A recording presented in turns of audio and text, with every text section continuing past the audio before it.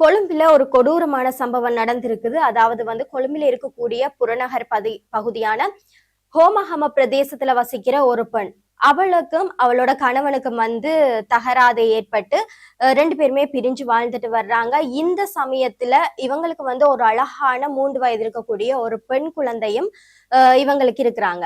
இந்த சமயத்துல கணவனை பிரிஞ்சு வாழ்ற இந்த பெண் 3 மாச காலமா ஒரு வாடகை வாகன ஓட்டுநரோட வாழ்ந்து அவரோட நெருங்கிய உறவை பேணி வந்திருக்கிறா.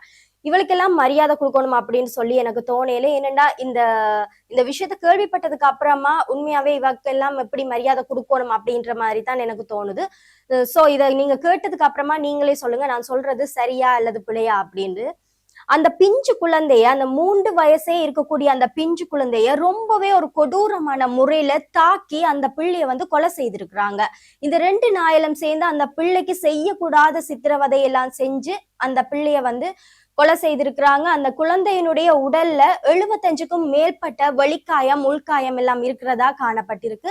அந்த கொடூரமான தாய் அந்த குழந்தைய நிலத்திலேயே போட்டு அடிச்சு, எதுவும் ஒருக்கா 2 தரம் இல்ல, எத்தனையோ தடவை நிலத்தில போட்டு அடிச்சு அந்த குழந்தைய காலால கையால எல்லாம் வெட்டி உதைச்சு கையில கிடைக்கக்கூடிய அத்தனை பொருட்களாலையுமே அந்த குழந்தைய தாக்கி அந்த குழந்தைய கொலை செய்திருக்கிறாங்க.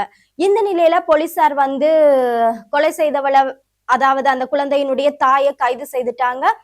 அந்த தொடர்பில் இருந்தவன் அவன் தப்பி ஓடிட்டான். இப்ப மேலதிக விசாரணைகளை மத்தேகொட போலீஸ் நிலைய பொறுப்பதிகாரி இந்திக்க குமார உள்ளிட்ட அதிகாரிகள் குழு அவனை கைது செய்யறதுக்கான விசாரணைகளை தொடங்கி இருக்கிறாங்க. இப்ப சொல்லுங்க, நான் இவளை பத்தி சொன்னது சரியா அல்லது இவளை ஒரு மரியாதை இல்லாம நான் சொன்னது சரியா பிழையா அப்படின்றத.